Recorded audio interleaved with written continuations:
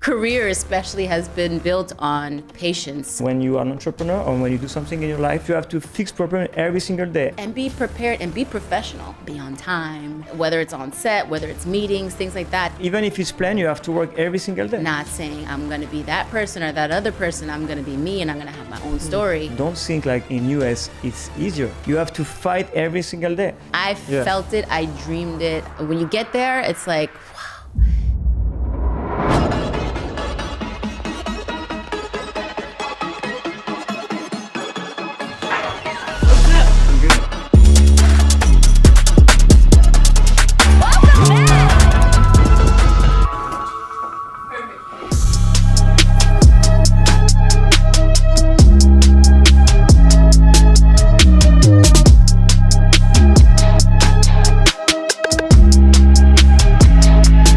L'important, c'est combien de fois vous allez remonter après être tombé. C'est tout ce qui compte. I don't understand anything about Really? Yeah. You know, Or Super Bowl Just or a football? show. like American football. Oh, American football, That's you gotta crazy get to know because it. you know we went like a few times for Super Bowl with Jamie, Yeah. and I don't know any rules about Super Bowl. So when I saw him cry, I cry. You know, and and when he's Jamie? upset, yeah, I'm upset. You know, I try to. You're you know, acting as well. yeah. Like, oh man, I'm sad. It's crazy I'm sad. because you know when I watch like a, when I watch like a match with my friends Jamie or our friends, I don't watch the game. I watch my friends, Yeah. and you know I see if You they go are off their upset. You know, I energy? say oh my god. I say oh my god. If they are, No you know, way. No way. Yeah, I you know, promise you you. gotta get to know the game because I American know. football is actually really exciting. Like it's a tough sport. Like the kids, when you know just like how people are raised and how hard that they work, and of course they're like, you know, they've gone through a lot of different practices now where they're a little bit more careful, I think, of mindful because there's a lot of brain injuries and stuff. But overall, it's like it's a really good manly sport. I wanted to play football when I was a kid. It just rouses you up. Like the And- energy is crazy, and when you get a I know, touchdown, that's crazy. and it's so good. I don't It's understand fun. anything. But to be honest, I'm pretty sure like in Europe, no one Yeah. know anything about No. Oh, they about just American football. they just look at the show because For us, it's a mix between like soccer and like I rugby. don't understand any rule. I think they just know like if they don't understand it at all, they just know like once you get a touchdown, that's good. And Yeah. do you like soccer or not? Because I know I Matt do like soccer, Yeah. but I got to know soccer through Matt. Yeah. is fucking crazy about Like it. I was really like into it more so when at the beginning with him, and you know he's a Marseille fan. They were playing really good too when we first got together too. So it's like a lot of fun to go see the games or watch the games. And then also when they went to the World Cup, like I was Team France. I was like, yeah, go France, you know. And then we won. Now I'm saying we, but yeah, But they so won. you prefer American football or soccer? The preference? Yeah. Oh gosh. Oh. You're French now. You know what? I watch more soccer now, or you know, Yeah. So I'd say I watch that more now, but I have a lot of fun at an American football game. It's even the college games. It's crazy. I know. Yeah, I wish I grew up in for sports, especially in America. yeah. That's crazy. Yeah. In France we don't have this. No, you have soccer. Yeah, You have- but it's not the same because I know in American school, you know, like during the day, like on the afternoon, everybody go to the gym. Everybody, Oh, yeah. you know, in France it's just like few hours a week, you know, I guess. Oh you know? yeah, no, I don't think that sport or like the gym is kind of like like a necessary part of you guys' lifestyle. Yeah, But that's- I'm seeing it more often. Yeah, Yeah, but it's funny if I go to the gym, it's a lot of American people or people from other countries that are there. that's why. Yeah. Well, I like anyway, the it was gym. just, you know, like. You go to the gym. Yeah, I mean, I try. Yeah, I used to go. a lot. I've seen a transition. No, but I used to go a lot, you know. I used to go a lot, and since 2 years, I go, but Yeah. you know, Yeah. It's I'm hard off to and keep on. routine. yeah, the routine is crazy because we travel a lot. Yeah. It's not about work because I think even if you work a lot, everybody work. Yeah. So and everybody have 1 hour a day. Yeah. You know, or 1 hour every 2 days Yeah. to go to the gym. It just I think when you travel a lot and you have a Yeah, lifestyle, it's you know, difficult. it's pretty hard. You Yeah. know. You know, for me, working out is actually just really necessary because I got kids. I love to work out. When I met Matt, I already used to love to work out. It was part of my culture. But then, like, when I met him, I was like partying and drinking. I remember. Like, when I look at the pictures of myself from then That's to great, I like know. even just 6 months after we dated, I'm like, whoa, it's a dramatic difference. And I was working out at that time too. But when you kind of sacrifice the going out, the drinking, just like your lifestyle, just a healthier lifestyle, and you feel really good about yourself. Yeah. And so even since, you know, when I knew I was going to have kids again, my goal was to get back in shape. And also, I just feel mentally, I need that clarity. When I'm in the gym, I'm either at peace and I'm just like, it's quiet, or I'm just listening to whatever sound is just kind of like blurring out my steps so I can go faster. Or just, it's my getaway. Like, but I'm going to go there. Because I see in Paris you work out every day now. I mean, Often. almost, yeah. Often, I wouldn't say every day, but you know, from like November to January, I wasn't doing it. I was off because now I'm getting older, man. That's okay. I'm 42, and I'm like, this last year, I think in 1 year, I've got aches and pains in places that I've never had before, but due to doing certain things, like I was doing a movie and I had to do a stunt, and in the stunt, I'm taking a shovel and hitting someone over the head. And I mean, I'm doing it, and I'm fine doing it, but I'm also like going for it because it's got to look real. And then the next day, my gosh, my shoulder was just like, it was messed up. I had to go to the emergency room, and it's affected me since. And then I was in Mexico, and I like came out of the pool, and I like almost slipped, and my ankle's messed up. So I'm like, oh my gosh, I'm getting older. So I'm just trying to take care of my body. I'm trying not to overdo it. I took a break so I can heal. But at the same time, I don't want to like stop so to the point where I feel really That's okay. lazy. You know, 40 is a new 30 now. I mean, Or 30 is the new 40. I don't know. that's what they But, say. you know, something like that. I think 30 is the new 40 and Yeah, 40 is 30 the is new the new. 30. Yes, yeah. That's what they say. They say the millennials and the... Yeah. But that's true, I guess, you know. And also you have the genetic, you know. I mean, you still look good, you know. Yeah. So- I'm keeping it up and well-oiled, kind of like the Tin Man, keeping it. We try. So let's start. Yeah, let's start. Yeah. Yeah. I mean, we started. Yeah, we started. Yeah, we're Yeah, gonna whatever keep you that too, I want, think. yeah. Yeah. Yeah. So yeah, could you introduce yourself a little bit more about the different activities that you've been doing, like on those last year, more in an entrepreneurship way? Because most of people know you as an actress or Yes. as a singer, but they don't know maybe like all like what you're doing, like in Yeah. investment and building, Other you know. activities, Yeah. yes. So, well, yes, I'm an actress, I'm a singer, mom, all of that.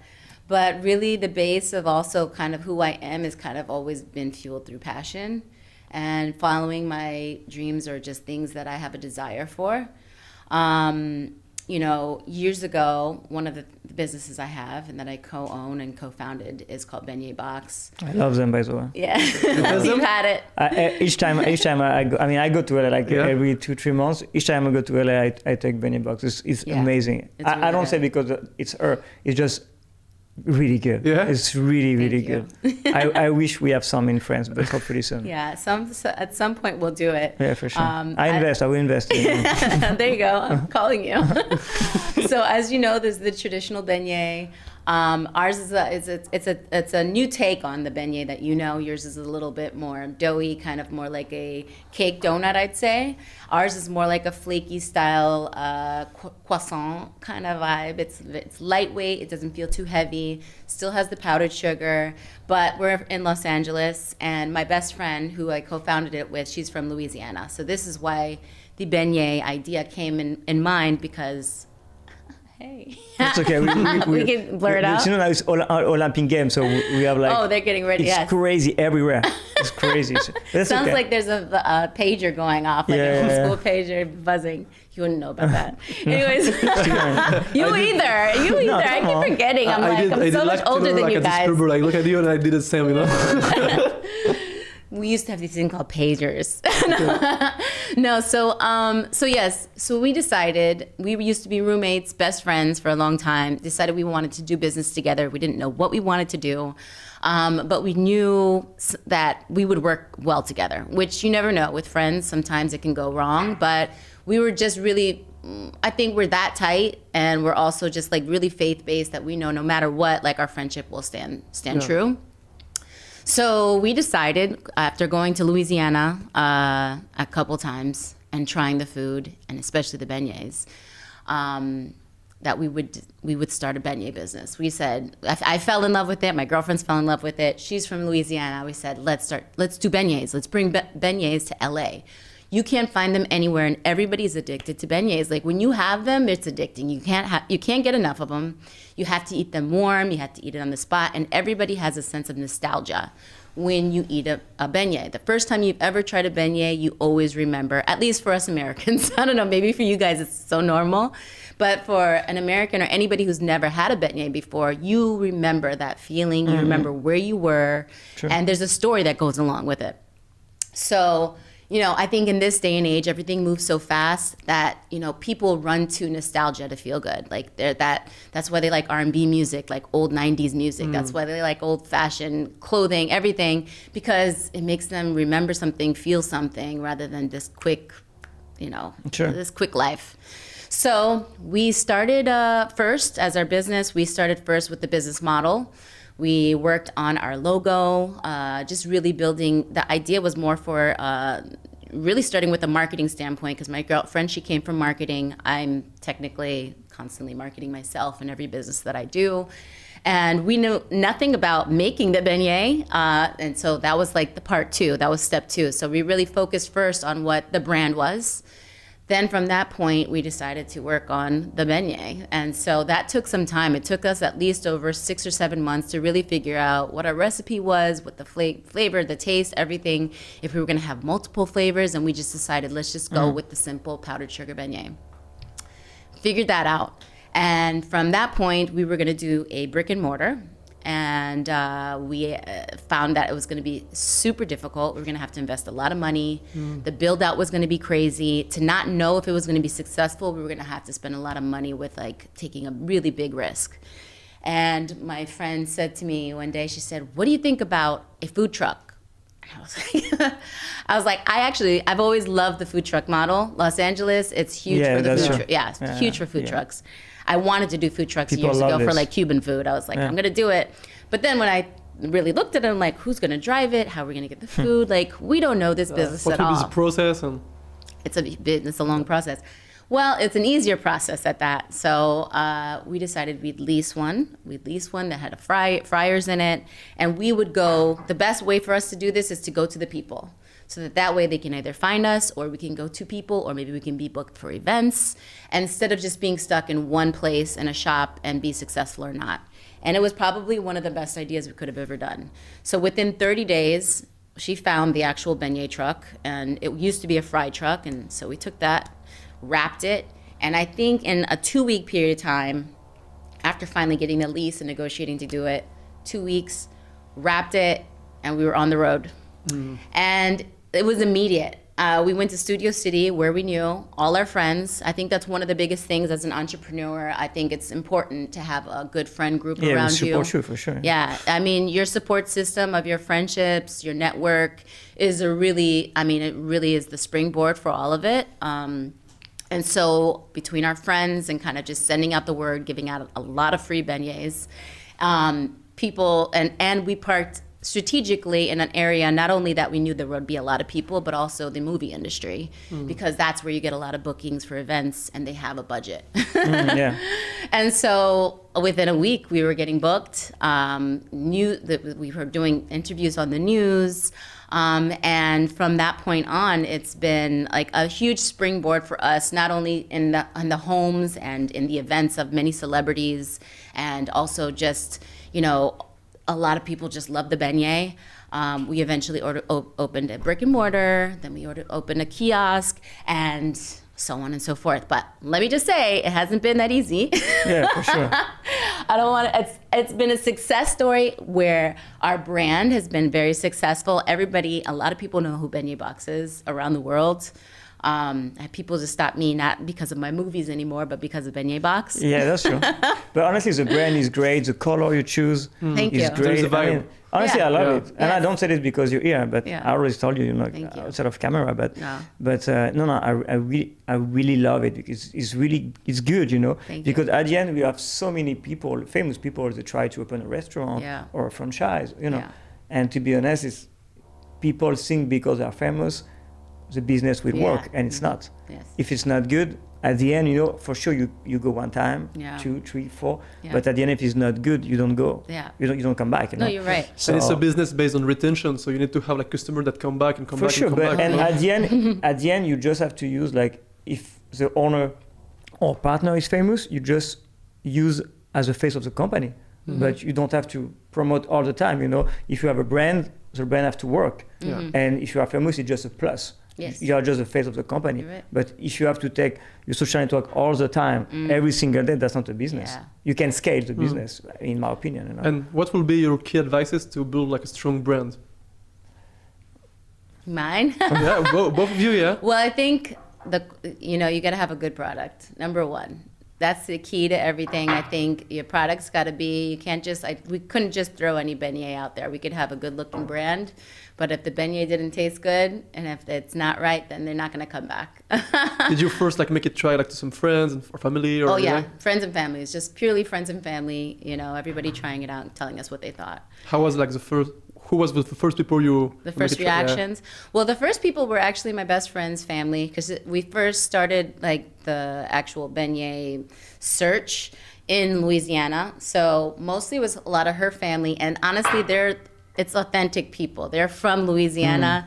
They're gonna say how they feel. They're gonna say yes. They're gonna say no. When they fell in love with it, it was like, okay, great. Then when we brought it to Hollywood and people started to try it over here, and they're saying, oh my gosh, this is like, I hate to say it, but they're like, this is like crack. Like, I don't know what that's like, but if you can imagine what it is and it's that addicting, then, that's a great reaction. And I think it was that. And then, when you have older people who have tried beignets before and compared it and said, wow, this is better than anyone I've ever had, or, this is, So you knew the product was good. Yes. Yeah. So make sure you have a good product, a product that you believe in. No, that's exactly this, specifically in a restaurant, it's totally different. If the product is not good, you can get the best marketing ever. Yeah. At the end, you have to be good, Yeah. Because you won't go back. Yeah. Yeah. You want it to be lasting as well. Sometimes it's also just immediate, just because so-and-so tried it. But again, you want it to be a lasting experience, a lasting flavor in their mouth. Yeah. So our beignet is everything. It's that makes the difference. When you have like first step, a good product, what's the second step to build a good brand for you? To build a great brand? Honestly, the marketing is everything. Yeah. Also, first is the product, definitely 100% for me, specifically in the restaurant business. I have many restaurants, so definitely if it's not good, forget. You can go to the marketing. Mm-hmm. But when the product is good, yes, marketing is everything, specifically now with all the social network. You have to be like number one in the marketing. But how to be number one? So it's tough. Yeah, it's tough. I think it's work day to day. People think you just like post some picture and video. Yeah. You don't care. Even if you have like Kim Kardashian, it's good. Of course, it's great. Yeah. But at the end, it's not everything. And it doesn't last that long. Yeah, it's day to day. Because for sure, because I know she posted about beignet box. But if Kim Kardashian posts one day, the day after she will post something else. So. Of course, it's great. Yeah, that's huge. Absolutely. But at the end, it's a work day to day, because the day after you have to change everything. You have to, you have to work. Mm-hmm. What was some of the celebrities that share like beignet box? Oh wow. There's a long list, I know. I think almost everybody you can think of. Beyonce. We've had the people who have tried beignet box have gone from all of the Kardashian to the Jenner family to a Beyonce to the LeBron's to Jay-Z to my gosh, I've been rather like super surprised. People that have come in, they're like, "Oh no, we order you guys all the time," or you actually threw one of our parties. Athletes, celebrities, politicians. It's weird. We didn't order at Jamie's house, no. I don't think you have. No, I don't know if you can, I don't think if it goes all the way out there, but we could always bring it. Oh yeah, yeah, you have to. Not on Uber Eats, but we can. Actually maybe now we have a new location, so. Yeah, but people I've been super surprised. I'll get messages. It'll be like Kerry Washington or somebody will post Lena. I'm just like, wow, oh wow, that's it's honestly. Beignets have gotten into more doors than I ever have, Johnny. In my that's career. Crazy, right? That's crazy. Yeah. And it's actually allowed me a different type of respect also within the same people. I even ended up at a Chanel fashion show that I know they weren't necessarily inviting me to, but I got an invite by way of beignet box. It's crazy because that I say all the time. Sometimes you try to do something and it never happens, it doesn't work. Yeah. And sometimes you don't expect and it blew up. Yeah. It's crazy. It's the most simple thing that blows the most, You can work every single day to one thing, never happen, never work. And sometimes you just say, okay, I would be partner, I would do this. Yeah. And you don't know why. Yeah. A day after, bam. It's crazy. Life is crazy. You never know. Definitely crazy. You never know. Yeah. You never know. It's insane. But that's also like why I love to be an entrepreneur. Because, it's always a surprise. And you've been talking about like the importance to have like a strong like friend group that can also like advise you, share what you do, and help you, to build things. How do you meet each other? Oh gosh. Okay. So as far as my friend group and the people around me, obviously, I mean, everyone's not going to have the same situation in regard to celebrity. That's like a difference. Sorry. That's like a different set. But just for any other person, not everybody is like blessed to have a lot of friends either, Yeah. But it's your community. I think it's the community, it's the place that that's around you. There are so many opportunities within reach. If you decide to take that step, you have to take you have to take matters into your own hands. There's so many opportunities around you that you can take, whether it's flyers, whether it's email newsletters, whether it's standing out there with there's so many opportunities that some people are not willing to take because they don't want to be embarrassed. They don't want to be embarrassed by their friends that they're not going to support them, which there are a lot of people that might not support you. Trust me, if you stick around and you stick with it, whether they support you or not, they're either going to get on board someday, or maybe they're jealous, maybe they're not a good friend, or at the end of the day, like, do it without big expectations of them. Because that's the hard part, like, is managing your expectation, because then you might have hurt feelings. You can't have hurt feelings. You just do it with the hopes of, but that's who you can reach. These are the people that you could obtain, is the people around you, schools, this, that. Your community is really, I think, your base that you have to start with. Yes, we have social media now. We have the reach of the world now, which is great. But maybe pay attention more to your base around you so you can be focused. It'll help you with that focus. And create real connection, like deeper connection, Yes, maybe those people will understand your voice a little better. Yeah. And how do you meet each other? Us? Through Matt. Yeah, we met through Matt. A few years ago, but first, 7 years ago. Yeah, 7 years ago. By the way, remember, like, you would be in the car with him, and I'd be with my cat, Alex, my cat. I used to have a cat. My mom has a I remember. But yeah, they'd be in the car, and me and Matt would be talking on the phone all the time, on FaceTime, and I'm talking about my cat. I remember. But, we have so many mutual friends. Like, even before March, since... LA seems to be a small world. LA is small. LA is big, but at the same time, it's so small. Yeah. So small. Yeah, it is. It's crazy. Yeah. You've been doing like business like in France and in the US. What are the main differences that you see between like LA and Paris, especially like to do business? Good question. Like, and you live in Paris as well, so you can. Yeah, now you're from Paris. It's honestly, it's two different worlds, to be honest. It is, huh? It's two different. What are worlds, the pros and cons like of both? First, I think when you are in France, like Parisian people or French people, they think if they will live in US, they will open a business and it will work. They will live the American dream. Like, exactly, directly. but it's not. It's not. American dream, I guess, exists because I lived the American dream like 20 years ago when the first time I arrived in LA. So it was like my American dream, but people think they will open something in LA or they will, I don't know, like, and they think they will be like Jeff Bezos or Benny Box. Don't we all? Or Benny Box or Jamie Benny Foxx. Box still wants to be Jeff Bezos. And it's crazy. That's not true because LA don't wait for you. They are not waiting for you. Yeah. You have to fight every single day. So that I say to everybody, don't think like in US it's easier. It's hard. That's a fucking fight, even for an actor. I see so many people move to LA and say, yeah, I will be an actor. Yeah, you can, but good luck. I mean. I don't say don't go. I just say go, but don't think people are waiting for you because they are not. Honestly. So it's honestly, for me, the main thing is French people think in US it's easier, and it's not. And what I love about US is like when you are successful, people are happy for you. You know, I mean, you know, it's happy for you. There is a good mindset and mentality around success. It's great, you know. They congratulate you. Yeah, they're not like jealous and. Yeah, if you have a beautiful car, for example, I know it's like really cliche. Matt used to say this all the time. Yeah, I know what you're gonna say. If you have a beautiful car, like you know, I like your car. I like your car. So what do you do for a living? You know, in France, they will say like, who do you scam? Like, how did you make like that money? Yeah. Like, where does it come from? Why do you need a so big car? So it's different, but at the same time, me, honestly, I love France. I have my business in US and in France. I love France. I think it's a great country. It's beautiful. We can make a lot of money. Yeah. It's just the mentality it's crazy. And to be honest, back in the day, I thought it was the mentality of all people, but it's not. The young people are crazy. It's even worse than old people because, you know, with all the social network, they just think like everything is easy and they can make $1 billion. And it's not true, you know. And I don't know, you know, I love Paris, I mean France, I love US.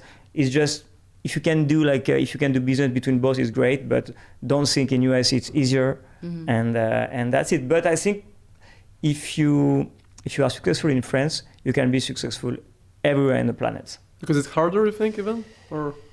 Yeah, I guess, I mean, France is hard. It's great, but it's hard at the same time. And but yeah, I think if you are successful in France, because we have so many rules, you know, we have so many taxes, so it's crazy. So I think administration, and stuff, and papers. If you are good in France, you can be good anywhere. But don't think like it will be easy. Don't think if you are not good in France, you will be good in US. That's not true. That's the difference. That's just my opinion, you know. That's just my opinion. So I think US and France are different countries. It's really great. It's just, you know, if you feel good to start in France or UK or US or China, just start, you know. But at the end, you just have to start something. Don't think it will be better and easier. Just start. If you want to start here, start here. Yeah. Granted, I think also for some entrepreneurs, maybe in the States, I think there's more opportunity maybe to take those chances. Maybe if they leave from here, they can kind of feel free of of what maybe might be hindering them and whatever they think it's holding them back. You just go to a new place and just try something new. Change your environment. Yeah, change your element. But I do think the opportunities are very vast if you take those chances. And I do think it's important for people to realize that things don't come easy, and you have to be patient. I mean, my career, my whole life, career especially, has been built on patience and also staying in my lane and not saying I'm going to be that person or that other person. I'm going to be me and I'm going to have my own story.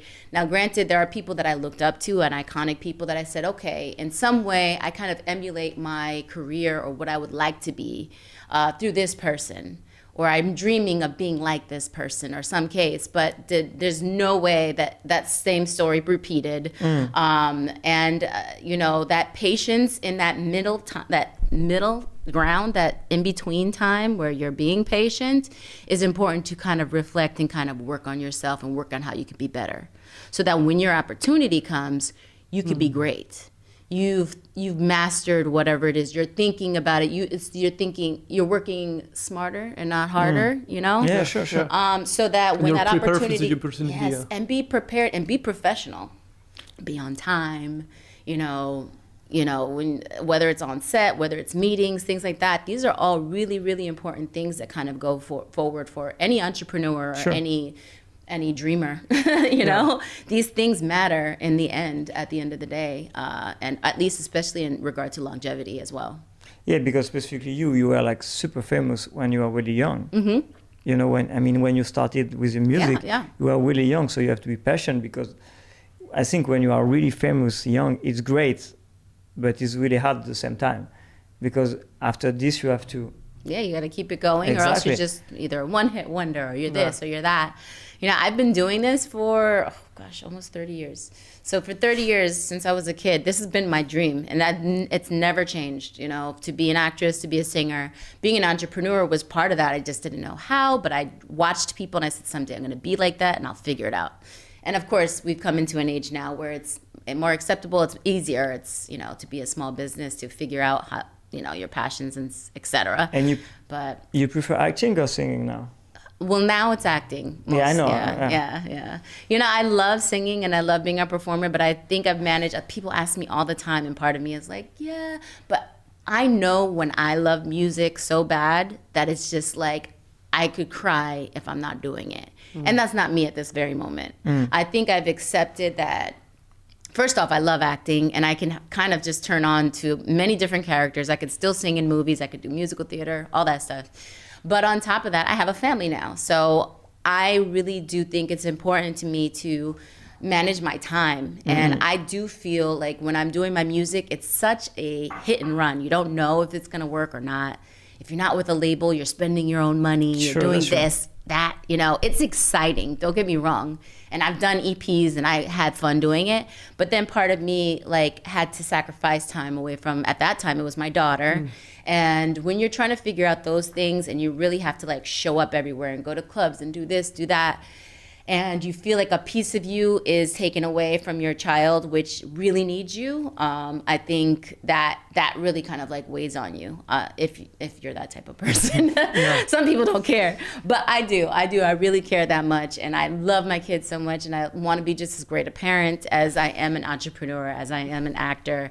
I want them to admire me for that as much too. So music is still in my blood, and I think if I ever do music again, it would be, I want to start with songwriting again, because I've written for Justin Bieber, Jennifer Lopez, for a lot of other people, my own albums, and I still think that little thing is still there, and that's my way to still do music. And if it just falls over a little bit where I'm performing again, I'll let it happen, but I'm not forcing it. That's great. That's a good mindset. Yeah. And there is something interesting between the difference of mentality in France and the US, in the US, when you're doing a lot of different stuff, for example, acting, you're an actress, you're doing entrepreneur things, and different things, it's seen in a good way in the US. It's seen you're succeeding because you're doing multiple things. Yes. But in France, it's the opposite. When you try to do many different things, people see you weirdly. They're you cannot be good at different things. You need to be in one thing, I got it. Yeah. Have you felt that too? Yeah. All the time, because at the end in US, of course, if you have producer, actor, singer, you have a restaurant business, you can do everything you want, and everybody say, oh, that's great. In France, if you say, okay, I'm an entrepreneur, I'm an investor, I'm an advisor, I have restaurant, what are you? I have real estate, and back in the day, I used to explain to people what I'm doing, everything, and at the end, people look at you and say you are not serious. So because you do too many things, so you can't. We have only 24 hours a day. You can't do that. So now I just say, okay, I'm a serial entrepreneur and investor. I'm a tech guy. I invest in different company. That's I explain to people. That's it. And on the side, but just in few words, I say, also, but I don't operate anymore. Yeah. And that's you have to say to people. Yeah. And you always say that is not true. I say, guys, I don't operate anymore. But which, by the way, is a really hard part. I still have a lot of restaurants. I do real estate. That's not me. Yeah. And you always say it. It's true. Yeah, that's not me. True, I have an office with my brother-in-law, and so many people now, they operate day to day. Because, of course, with my business, I can go to the restaurant every day. I can go to, your business will get hurt if you're doing all of those things. For sure. So you have. But you have to explain. So it's hard, So because in France, back in the day, when I used to say, I do this, this, and this, people say, okay, so you are not focused. So, and at the same time, if you do too many things, you do nothing. Yeah.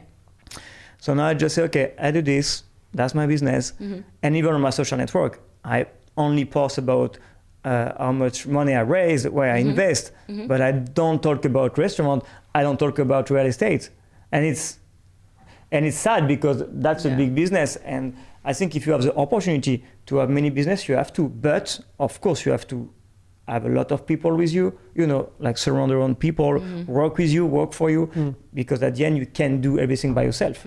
But yeah, that's crazy because in US you can do everything, and you can see. It's crazy. You take someone, and every single day he posts something different, and it's great. And I feel, oh my God, this guy is a fucking king.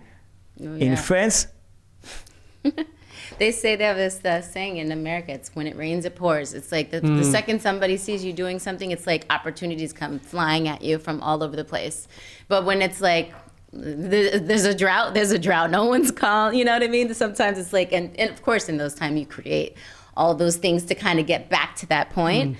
But yeah, in America, they're very supportive of the multitasker. It's actually very impressive to be like a Renaissance woman or Renaissance man and carry on all of those different talents and businesses. So yeah. And because even in France, you have like the image from the people, but also from the industry. So if you have, for example, a singer, that's impossible to be an actor because every single actor will say, yeah, you know, it's not an actor. That's crazy. Yeah. That I don't know why they think maybe you steal like you know, the role of someone else. Maybe, I don't know, but it's crazy. Yeah. So here it's from the people and the industry. You know, like about like, or maybe they project more because they someone like can do it. They feel like you can't as well. You know.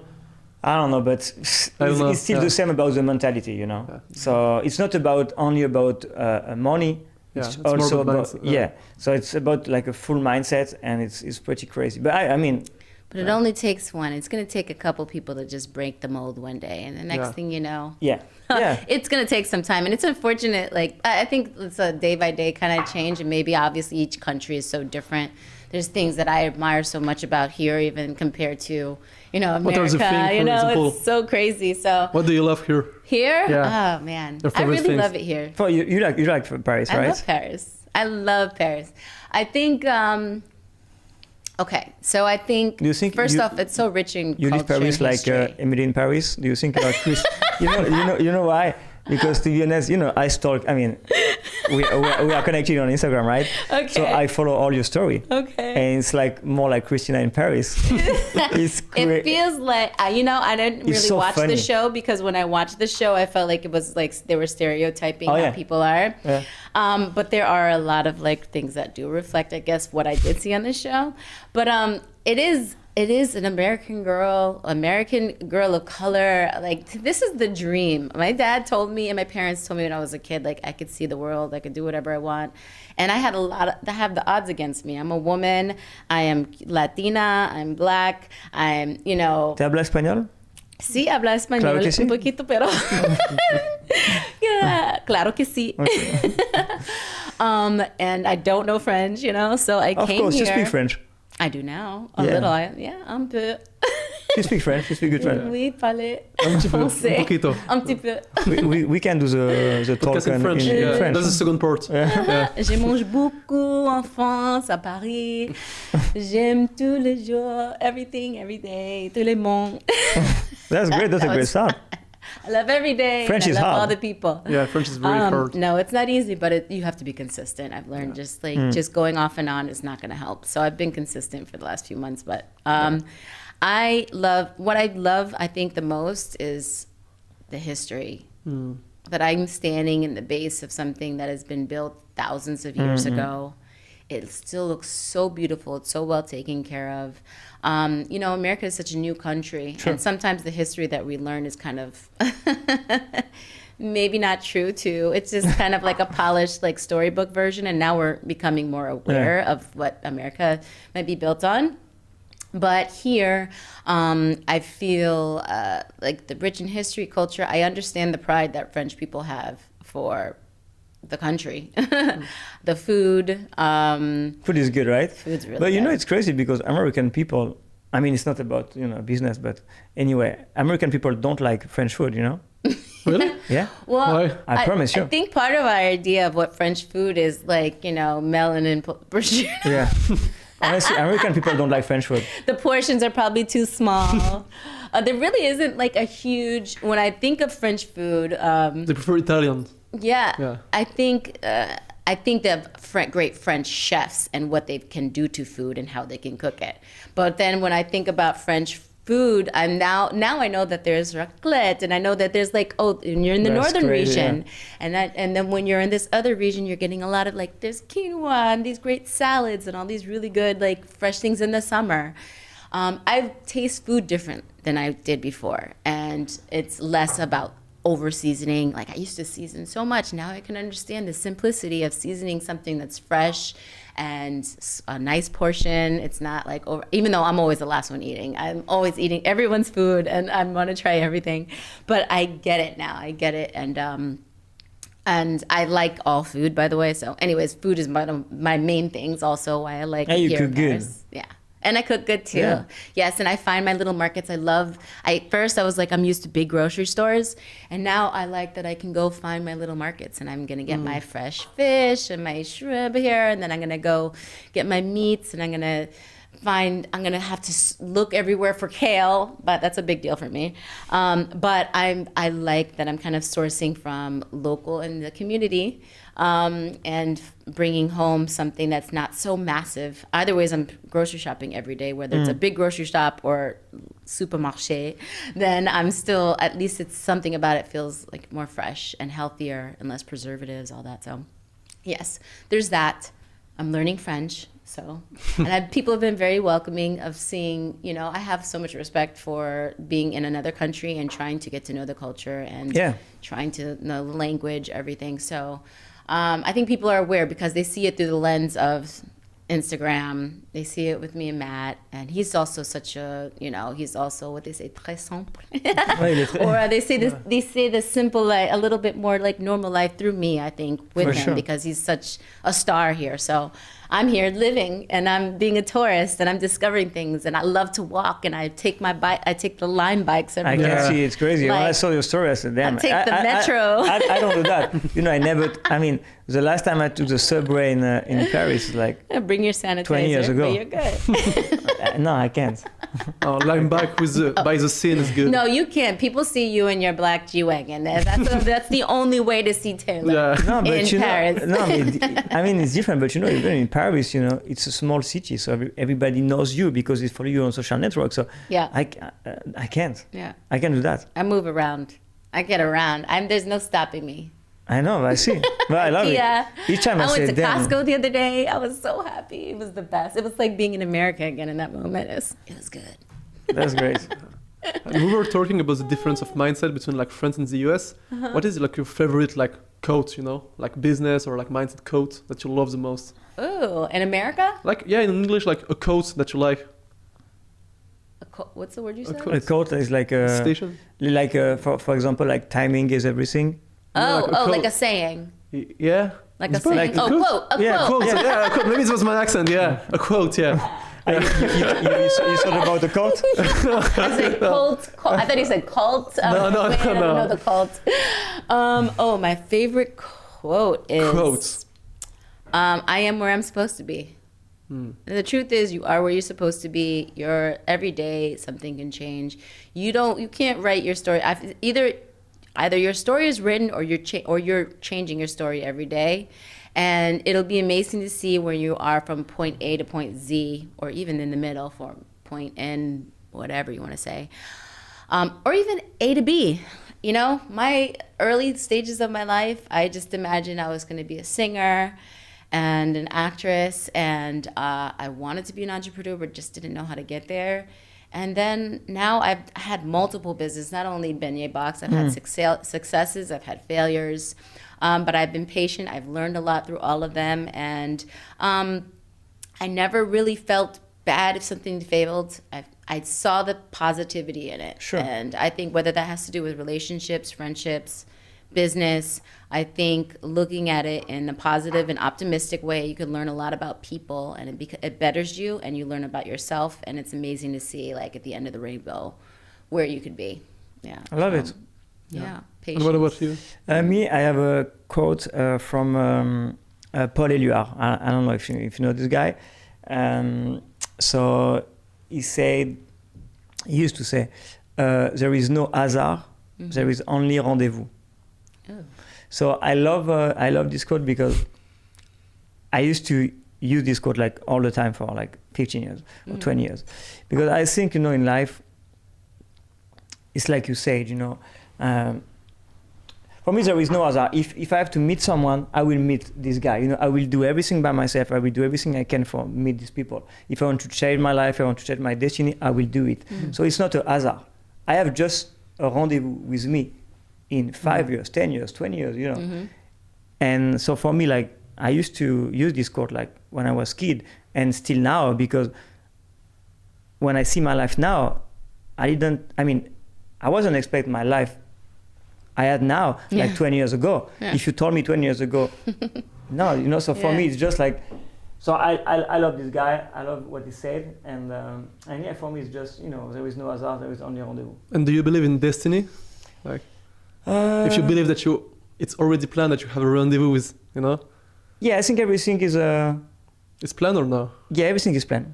You think so? Yeah, for sure. I think there's a destiny in all of it. Yeah, for sure, everything is planned. Of course, you can change, you know. But I think that's also the destiny of it. Like, that's because that was part of the story. I don't know, it's an interesting thing, because the reason I do believe in destiny is because as a child, I believed so much in what I do today that I knew I was destined for it. And it happened. You feel it. I felt it, I dreamed it, I Visualize have chills talking about it right now. Like, I want to cry. Like, it really is a feeling that is like when you know it and you actually experience it. And when you get there, it's like, wow.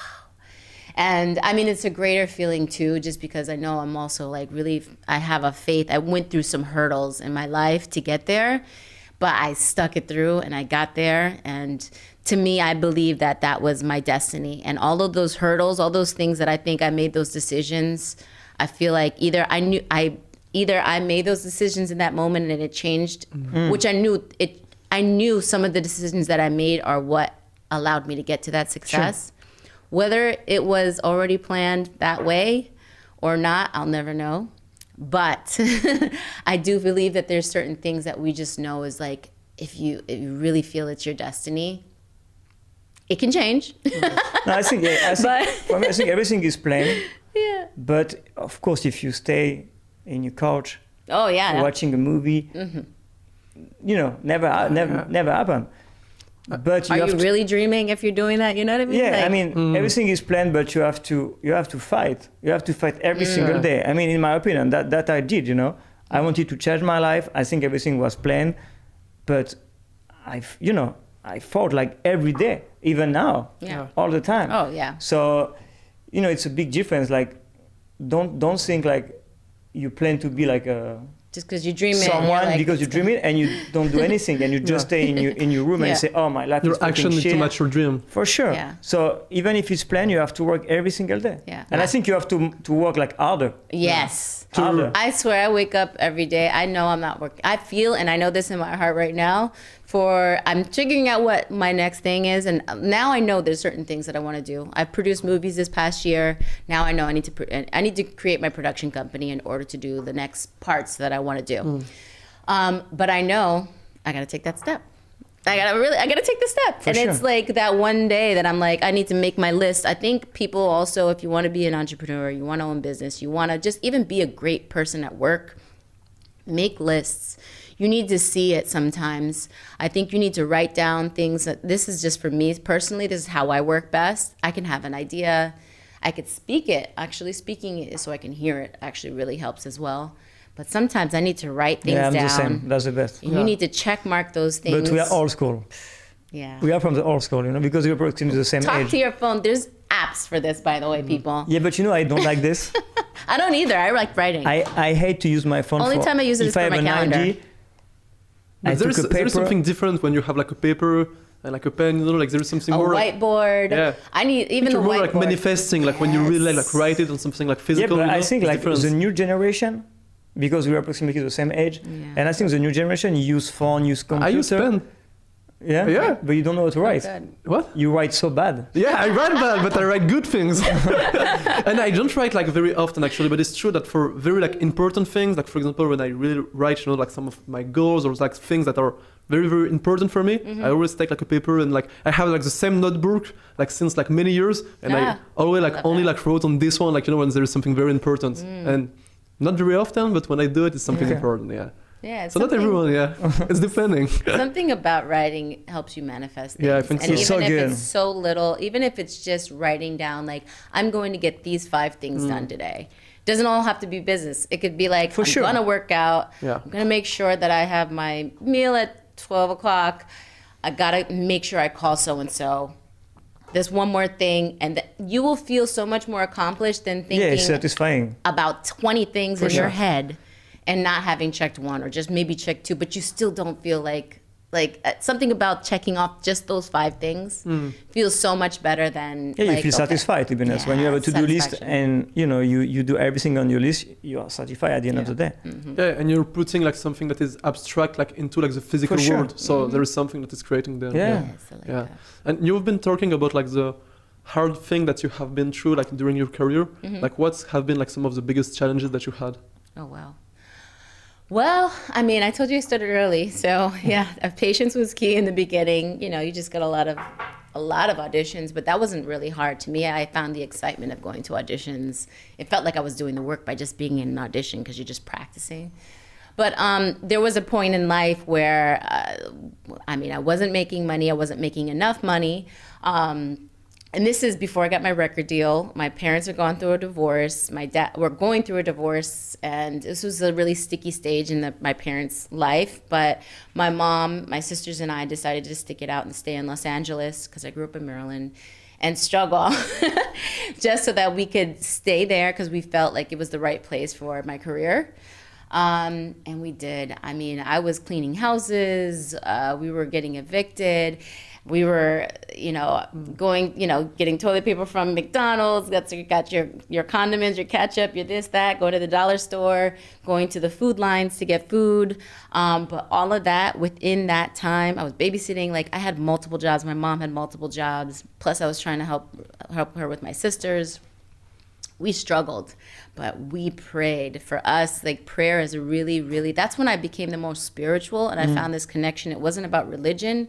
I learned spirituality. And when you're struggling that hard and you're down to the point where you're just, everything is just going and being, seems like it's getting taken away. Like they say, when you're on your knees, the only place to look, when you're looking down, the only place to do is look up. And so as a family, we did a lot of prayer, and especially in the times where we're like just, getting evicted, like we saw the blessings within 24 hours. And what you think might be blessings is not money. It's not, material things. It would be a neighbor saying, hey, knocking on the door, like, hey, I'm moving and we have some groceries. We just got to get rid of like some milk, some old cereal, blah, blah, blah. Do you guys want it? Yes, we'll take it. It's walking down the street and yes, like random things like finding $20 bills on the floor. That would happen. Or me deciding like to go take a college course for music as a business and having no money. I was trying to get to college just to go take these classes and looking for like nickels and dimes under our car seat just so I can get gas, and just barely making it there, and actually meeting somebody who would help me with like eventually meet my attorney and people in the music industry. It was all the odds that could have been against us and pulled us back. The day I signed my record deal, our car was smoke coming out of our car. It literally had been crashed in the front and the back before, and that's the money that we used to survive. And then that day I went to go sign our deal, our car broke down. And somebody literally had to push our car. And my mom and I are laughing because here I am, I signed my deal. I had a check in the bank for like for six figures that I couldn't touch, by the way. It took like 2-3 weeks before it actually went through. Never seen so much money in my life on a check. And we could laugh. I understand the humor of God's humor. And that's where I found spirituality. It was that connection to be able to speak on it, to believe in it, to understand this is momentary and I'm going to get through this. And those kind of beliefs have allowed me to see opportunities or that were right in front of us that, that sometimes, people are so depressed and they're so hard on themselves. I don't want to say depressed, but they can get to that point where it's like self-infliction that instead of actually finding a positivity in like this, I'm going to enjoy this tuna sandwich and ramen like it's a steak and lobster. And it actually is. I love this apartment and it's like a mansion. Like that's what I felt like. I'm like, this is the life. We have no furniture, But we have friends coming over and we're watching TV on the floor and everybody's chilling on the floor. That was my life. And those are the struggles at that time that I can tell those stories. And it's beautiful to see where we are. And then later on, it still continued even after the successes, being dropped by a record label 2 weeks after putting out an album. Complete shock. Like, that like was a shock to me, but I had no answer for it. And I knew it wasn't me. I worked my ass off. I'm good to people. Like, I saw what I did and I know what I'm capable of, and what can I do? They were the source for that happening, and yes, it sucked at that time, but I'm like, what can I do? I'm not gonna be hard on myself. I knew that I did well by myself. As far as like the job, I put in the work, good to people, everything, and look where I am. Then it turned more into acting, and then so. Yeah, I mean, you just never know. I said businesses come and go. Yeah, you never know. That's great. That's true. You never know. For you, Taylor, what were some moments that you faced like some very difficult challenge? But there is something in my question is that I already asked you this question into the podcast. So I want you to give an answer that you never share, a story that you never share. To be honest, it will be the same because you have to fight every single day. That's the worst part and the most difficult part when you are an entrepreneur or when you do something in your life. When you wake up, it's a fight. Mm-hmm. If you're a kid, that's okay. You don't have responsibility. So if you have a kid, you have your parents and everything, it's okay. But I think when you're an adult and you go to the school or you go to work or you want to be an entrepreneur or an actor, a singer, I don't know, it's a fight every single day and you have to challenge yourself every single day. Mm-hmm. So, and I think specifically when you're an entrepreneur, you have a problem every day. When people ask me, honestly, what do you do for a living? I say, honestly, I'm an entrepreneur. Okay, but what do you do? I have a problem every single day. I solve problems. And I have to fix it. I have to fix them all the time. Yeah. All the time. So when you're an entrepreneur, because we all are entrepreneurs at the end, and you have to fix problem. And I think it was like a quote from Elon Musk, and he was saying like when you're an entrepreneur, you're paid regarding on how big problems you solve, For sure. Oh. Yeah. For sure. That's the biggest problem you solve. And I remember I used to work with someone, it's called Patrick Dantrou. It was one of my first boss when I was a kid. When I was younger, he used to own and he still own a lot of restaurants and club. And it was big and it's still big, it's really big in France. And one day I asked him, I said, I want to be like you, I want to do this. And he said, but you know what you do now? That's great. But if you take my seat, it won't be the same job. I said, what do you mean? I said, now you enjoy your job. Why? Because you plan party, you organize party, that's great, you love it, you're in club, restaurant, that's great. But in my seat, you have to fix problem every single day. And back in the day, I didn't really understood what he said. Mm-hmm. But a few years later, I opened my first restaurant, my second, my third, and a nightclub. Mm-hmm. And I said, okay, my job is to fix problem, and it's not good. Oh, yeah. So it's different. It's good now. I love what I'm doing, but people have to understand when you are an entrepreneur or when you do something in your life, it's really different. So sometimes it's better to work for someone or to work for a company than to build your business. Because to build your business, you have to be focused. You have to work every single day. It's a lot of mental load. Sometimes it works, sometimes it doesn't work, but you have to fix problem every single day. Mm-hmm. And every day, everybody will tell you, it's not going to happen. Doesn't work. Mm-hmm. Forget. Every single day. So I think that's, for me, that's the most difficult part.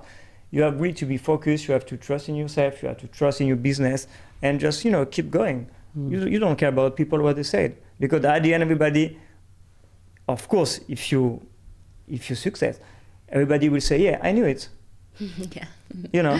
But I think to be an entrepreneur is not for everybody. Or to be an actor or to be a singer, if you are good for something, if you prefer to work with someone or for a company, go ahead. Yeah. You don't have to open your business. You don't have to be an actor, you don't care. But if you deeply feel it inside of you and you have to be happy, you feel that is for you. At the end, you have to be happy. Yeah. You have to be happy. It's not because you don't open a business like your life is shit. No, it's just be happy, If you work at Starbucks and you like to sell coffee and you're happy, that's good. That's good, yeah. You have time for your kids, you have time for holidays. Yeah. That's great. We don't care about money at the end, So just be happy, Yeah. It's not your destiny. Yeah. I think also people should understand, like, just based off of what you just said, and it's true, we don't all have to be entrepreneurs. Don't let the world force you into feeling like you have to be this. It is a lot of work. It's a lot of struggling. Of course, the patience part, but honestly, like you said, you're constantly fixing problems. Beignet box it's beautiful. Yes, celebrities, this, that. It is, like you said, every day, whether you're trying to employ people, training people, keeping customers happy, making sure napkins come in, ordering something from overseas, blah, blah, blah. It's an everyday, there's never a break. And even more when it's a physical business, I guess. Mm-hmm. But in every business, you have the social part, you have the customer part. So, and now, it's like so good, and people love to say, I'm an entrepreneur, I'm a tech guy. Yeah.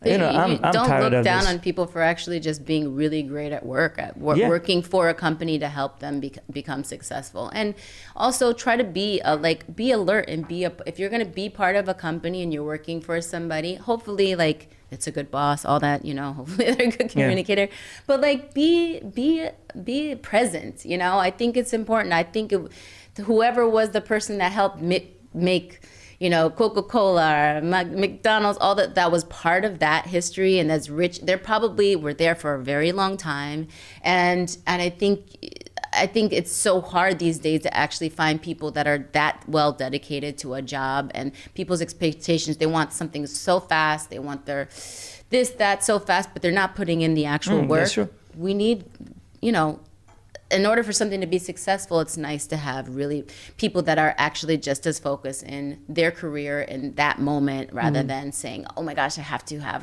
be an entrepreneur too, and I have to hurry up and go start, you create your dream while it's happening, and also be present in what you're doing as well. Yeah, for sure. Yeah. And talking about advices, what will be the main advice that you will give to your younger self, to the Christina 20 years or 30 years ago, who was just getting started and gosh, I think of it they had so much wisdom even back then. I'm like, what would I tell myself back then? If you could only give you one advice, what will it be? Oh man, you know what? 25 years ago, don't be afraid to say no. I was such a people pleaser. 25 years ago, 30 years ago, I was afraid to be the bad guy. And technically my job is to always be a performer and to make everybody happy and stuff. But a lot of the time, the bad guy work would fall onto a manager. And my mom works with me also. So people would look, and she's a mom on top of that. So odds are against her. So they'd look at her like she's just this bad person and she makes all the decisions. No, she's just the liaison. It was me passing on the message through her because she wasn't afraid to do it. But it wasn't until I had children that I realized, my daughter, the day I had her, after that, I learned what saying no to. No, I don't want to sing on your song. No, I don't. I would either find ways to do things that I was and I'm not talking about personal life, I'm talking about in business, just to make people happy because I didn't want them to hate me. And it's okay. You don't have to make everyone happy. It's fine, Yeah. And what will be the main advice that you will give to yourself, to the tailor that was working on the markets, dropout, 17? I won't say anything because I love my own way, and I love my mistake. I love my success. So, it's just my way. So I'm not sure. I mean, I won't give any advice to me 20 years ago. Because you wouldn't want to change the destiny. No, I don't care. If I did this mistake, I take it. It was part of the plan. Yeah, it's a part, and I say all the time, I don't take my mistake as a mistake. I take my mistake as an experience. So for me, it's just an experience. So of course, if I did nothing in my life, I will, of course I won't advise, but I did something in my life. So I How about would you say you shouldn't have bought that bottle of Ace of Spades. You should have put it towards that. Yeah, also. But I think the main thing is just don't listen people. Yeah. Don't listen to your people. inner voice. And yeah, because if you listen people, sometimes you listen people. It's not bad, but they just give you some advice. But that's not your life. Sometimes you just want to, just do your thing. And to listen some advice from people. who have a different experience and who have like a different life. I don't want your advice, you know. I just want to do something by myself. So just, you know, don't listen to people. That's it to everybody all the time. Don't listen to your mom, don't listen to your dad. It's not bad, you know, when your dad or your mom give you an advice, it's not bad. I just say, if your mom, my mom, she's a teacher. I mean, she can give me advice about business. She can, you know, because she's scary. Yeah. And it's not bad. And I love her. You take the good from it, what you can. Exactly. Yeah. Sometimes it's an example in something that you might not go with what you have right now, but all of a sudden later it's like, oh, this kind of like goes towards this other thing. And you have two kind of people. You have the one like really jealous, so they will tell you, don't do it. Why? Because they are jealous. And you have like another people, they are just scary. So they, you know, if they are scary, they say, okay, take a chance. So don't do it. Why? Because they are scary. So you have these two people, and sometimes you have different mentor. I used to have like some mentor, and they gave me like many advice, and I took it. Why? Because I love what they did in life. So of course I can listen. It's very important to choose the right one. For sure. But for me, except your mentor, you have these two kind of people: the jealous people and scary people. So don't listen to people. And now to finish, to finish, like we have like kind of game that we always do at the end of the podcast, of the talk show. Is the name of the game is important or not important? No way. Yeah. So no way. You have to choose. I'm gonna tell you both like some words, and you're gonna say why it's important for you or not, and you know, explain from a little sentence. Okay. LA, important or not? Taylor. Me? I guess so. I guess it's in your face. Very important. But for me, why? Because LA changed my life 20 years ago. It changed everything. You know, it was like a new world for me. So LA is really important for me. I don't know if it's important for everybody, but for the culture, I think it's important. And when did you make like the tattoo? I used to tattoo my face when I was younger, when I was like 24 years old, and I removed like maybe 6 months later because I was too young. And when I turned 30, I say, who cares? I don't care, you know. I have my business, you know, I don't care. So I did it again. But it's crazy because, you know, sometimes I have like meeting with my different investor, and sometimes I just, you know, do some makeup. And it's crazy. And I used to do a lot, you know. And one day I was in LA with one of my investors, and he looked at me and he said, oh, you don't have tattoo anymore? I say, how do you know? He said, bro, I will give you, like, and you know, I don't want to say like how much, but I will give you money. Do you think I will give you money and without like a check who you are? I say, you don't need to make up. We know who you are. You know, that's okay, all good. And so still now, sometimes I just, you know, do some makeup, but so I did it again when I turned 30. And now it's just, you know, part of my life and part of your personal brand even. Yeah, and I think, you know, people recognize you also, I guess, specifically for French people with a LA tattoo, you know. So it's not like everywhere. So I don't know, but I didn't do it for people, you know. And honestly, I have tattoo all over my body, so it was the only space. I hope LA is important if you get the tattoo. How important is it for you? LA is important to me. I think it's important. My family's established there. I started my career there. It's different now, I will say. Paris is more important for me now. Post-COVID is crazy. It's a different place than what I know, but I feel like it can get back to that. But yeah, I mean, it was part of my dream, and so that's why LA is important. Now, meditation, important or not? Well, me or whoever wants to start. I don't know. I'm good at it, but I can go. It's really important now for me, but I don't really do it. But I try. And to be honest, after this talk, one of my friends, she's really good on it. So, and even yesterday she came to my home, so she teach me like some stuff, because now I think we all are really stressful, you know, with the world, with the news, with everything. So I think it's really important, especially when you get older. I don't know why, but back in the day I said, damn, that's for old people, that's not for me, blah, blah, blah. Or like for weird people. And now I'm, you know, I'm kind of weird because... now I'm kind of weird. because I love it. Yeah. And it's really peaceful, you know, Yeah. when you know how to breathe. Yeah, you People don't know how to breathe. No. For me, it's pretty new. It's like 6-7 months ago, and people don't understand, but it's all about how you breathe, you know? So when you have to take a decision, or when you are like really stressful, or happy, or, you know, it's all about how you breathe. Yeah. And so now for me, it's really, really important, to be honest. It's really important. Specifically now in this world, you know, with all the social network, it's really stressful. You take your phone, you scroll all the time, and you think that your life is fucking shit because you see all these people, and it's not true. So I think meditation is great, and, you know, be focused on be happy. Yeah. I think meditation is important. I'm not that good at it. Yeah, I'm saying. But I think there's a different, I've redefined it in my own way, whether, like I said, it's like a workout or yoga.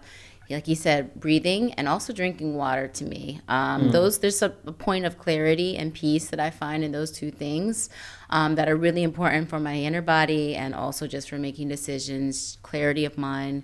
And sometimes I have found points like where I'm able to meditate, and that's when I finally get the kids to bed. And it's not a lot of time is what it is for me to be able to meditate. But I went from, like, if I'm in a car to listening to no music, you know, I went from listening to loud music and, you know what I mean, loud, and not really having a moment of peace, which was fine, to now saying I'm in the car and I'm like, oh, wait, the radio's off and I'm just not really thinking about anything. I'm just here. It's nice, you know? So yes, important. Going to bed early, important or not? Oh yeah, it's important. Yeah? Yeah, I think it's important. I feel better the next day. Yeah. I make better decisions. I'm not edgy. I think sleep is really important. Yeah, it's so important. Yeah. It is important. That doesn't mean I go to bed early every day. I'm just saying I think it's important to do so if you can. And I used to go for days without sleep. I used to just like be so excited about being an entrepreneur that I would go 3 days without sleep, whether that's in the studio making songs, or that would be like I had a new business and I was making phone calls, doing this, I felt so important that I didn't think sleep was important. I was like, I can do this. But as you, of course, as with age, but also I think just your mentality, you realize that you know, it's kind of like your body will tell you eventually. Your body's going to tell you. It'll break down eventually at some point and say, hey, I need this.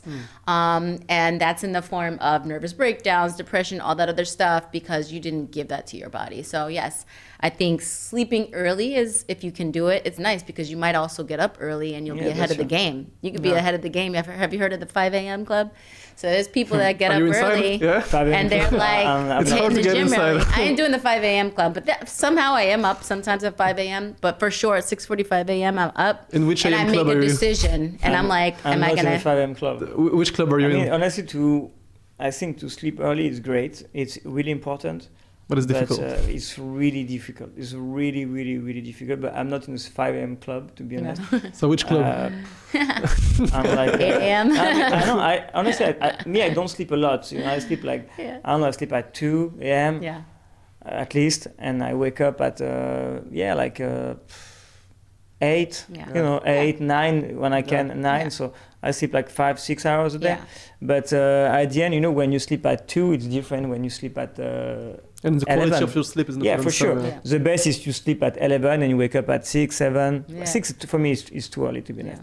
But I I'm not kind of into have it. to because my kids. That's it. Yeah, for sure. But I think also it's a part of the routine. You know, if you used to wake up at 6 every single day, you feel You're gonna great. be tired at the end of the day. Yeah, but you feel great because if you have a routine. But of course, if you used to sleep and wake up, for example, at 10, and one day you wake up at 6, you're exhausted. Why? Because your body have to schedule. You know, you have to fix and you have to understand. So it's just a part of a routine. Yeah. So and I heard you have to do like 20 or 21 times the same things to get a routine. Oh, yes, as a routine. Yeah. Yes. So, for example, if you go to run, it's hard the first day, it's hard the second day, but your body, have to do it like 21 times. Yeah.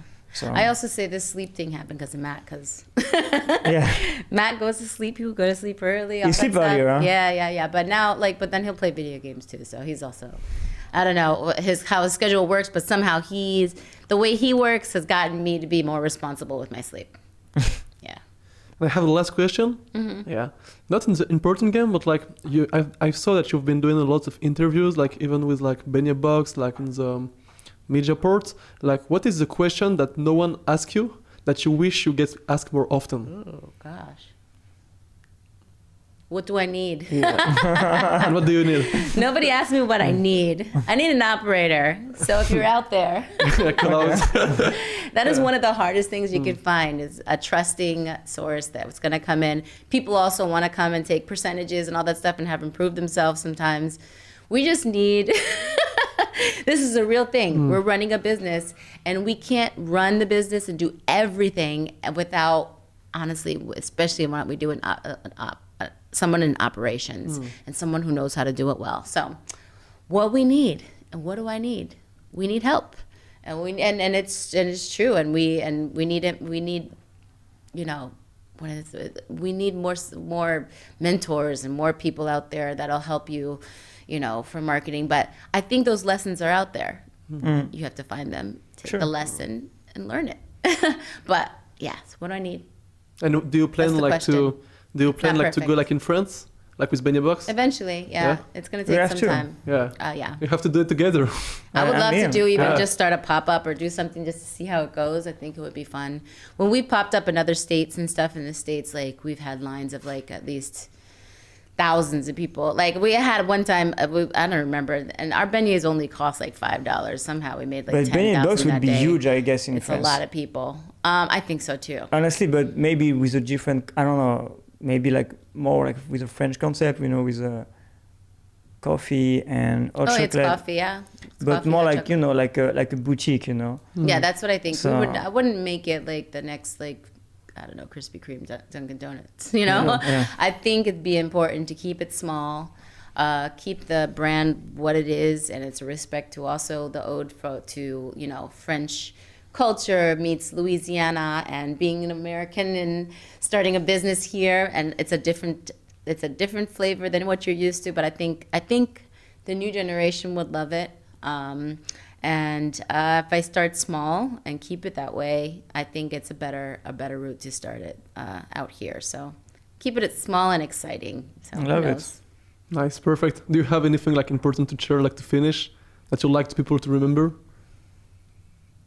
You? Like, I don't know. It's a hard question. It's a tough question.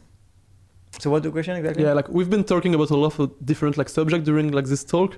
What is like the most important for you, like thing that you would like someone that is watching you like to remember? I mean, for me at the end, and we talk about this all the time, is just to be happy, to be honest.